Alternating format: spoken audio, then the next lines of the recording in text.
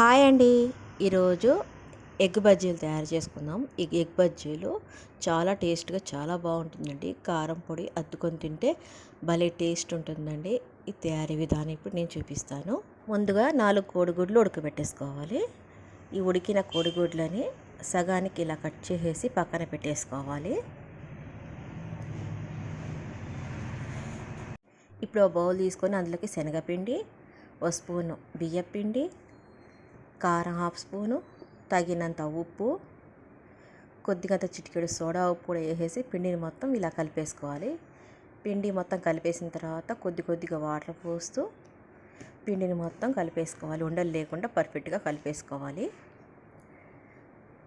కలిపేసాం కదండి, ఇలా జోరుగా వస్తే చాలు. ఇప్పుడు ఈ పిండిని పక్కన పెట్టేసుకుందాము. స్టవ్ వెలిగించి కళాయి పెడదామండి. కళాయి పెట్టాక అందులో ఆయిల్ పోసుకుందాం, డీప్ ఫ్రైకి సరిపడా.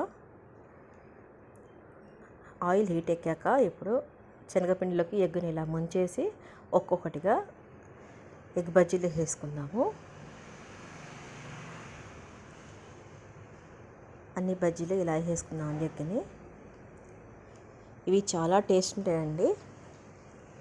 ఇప్పుడు ఒక్కొక్కటిగా తిప్పేసుకుందాము. వేగింది కదా వన్ సైడ్, ఇంకో సైడ్ కూడా తిప్పేసుకుందాం. ఇలాగా ఎగ్ బజ్జీలు చాలా టేస్ట్ ఉంటాయండి. పిల్లలకి ఈవినింగ్ స్నాక్స్గా కూడా వీటిని చేసి పెట్టవచ్చు, ఇష్టంగా తింటారు.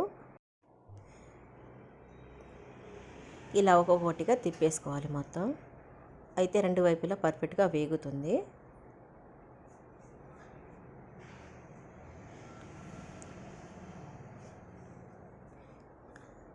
మంచిగా వేగినాయి కదండి. ఇప్పుడు వేగినంత వరకు ఓటు తీసేసుకుందాము.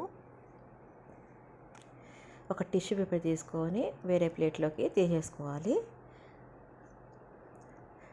టిష్యూ పేపర్ ఏమైనా ఆయిల్ ఉంటే అబ్జర్వ్ చేస్తుంది. అయిపోయినాయి కదండి వేడి వేడి ఎగ్ బజ్జీలు. ఇప్పుడు ప్లేట్లో వేసేసుకుందాము. అంతేనండి. నిమ్మకాయ ఉల్లిగడ్డలతో అద్దుకొని తింటే, కారం పొడి వేసుకొని తింటే ఆ టేస్టే వేరండి. Thank you.